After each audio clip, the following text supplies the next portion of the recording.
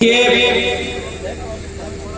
इतिहास कुर्बानी मांगता है, जवानी मांगता है। जिस भी माँ के लाल ने जवानी को कुर्बान किया है उसका इतिहास हमेशा पढ़ा जाएगा। अरे अगर गर्भ और उस महकी शान के अधीन हो जाए तो बताओ फिर रण में बाजुओं को कौन तोलेगा। अगर हम ही गगन चुंबन की भाषा बोलेंगे तो बताओ फिर रण की भाषा कौन बोलेगा। इसलिए हम 2 मिनट का समय लेंगे, चूंकि चुनिंदा हमारे बीच में बंधु बैठे हुए हैं, जो है 2 मिनट का समय लेंगे। 1 मिनट का इतिहास बताएंगे बहन का, 2 मिनट का समय लेंगे अपना वक्तव्य रखने के लिए। तीसरे मिनट में हम अपनी जगह पर चले जाएंगे। एक बात याद रखना, नूर में उलझा हुआ ईमान नहीं है, टीके से चिपका हुआ भगवान नहीं है। मजहब और कानून गलत है तो बदल दो, मजहब का बोझ ढोने को इंसान नहीं है। याद रखना साथियों, ये भीम आर्मी पार्टी है, इसमें तो एक से एक ऐसे लाल है जो किसी भी बुराई, लड़ाई झगड़े और किसी दुराचारी से डरने वाले नहीं है। साथियों, मैंने देखा एक दृश्य, एक छोटी सी बात महुली थाने में हो गई थी। मैं गया तो हमको तमाम बातें सिखाई जा रही थी, जबकि मैं अपने समाज से जिला अध्यक्ष भी था, राजनीति में करता नहीं हूँ, सीधा सीधा मेरा फंडा है। वहां में तमाम बड़े बड़े पुरोधा राजनीतिज्ञ आ गए एक छोटी सी बात को लेकर के।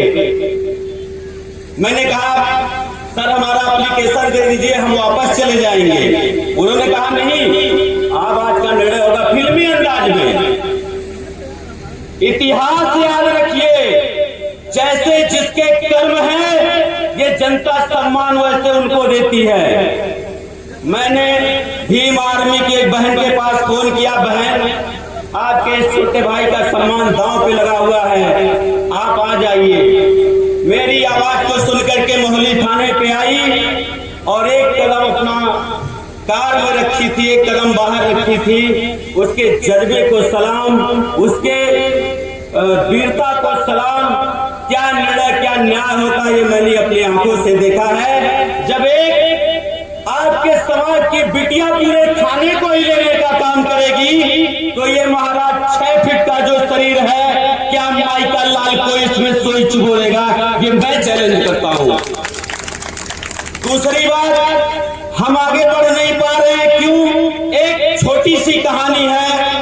मैं चूंकि विद्यालय में रहता हूं, हमारी एक लफ्ज अगर फिसल जाएगी तो ना जाने कितने लोग उसको उछाल देंगे।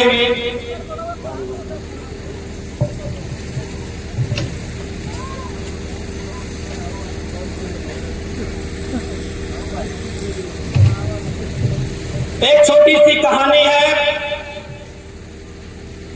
अजय कुमार गौतम, जिला प्रभारी युवा नेता भीम आर्मी।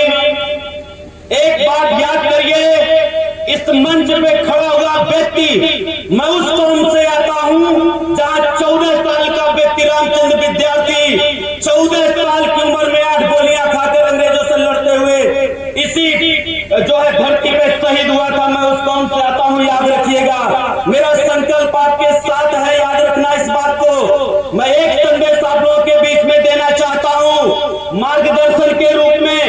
इसमें जितने भी लोग बैठे हुए हैं, भाई बंधु माताएं बहनें, वो कहते हैं ये नेता है, वो नेता है, ये नेता है, हम क्यों जाएं? अपनी बात को इधर उधर करके टाल देते हैं, यही मैंने आज तक देखा है।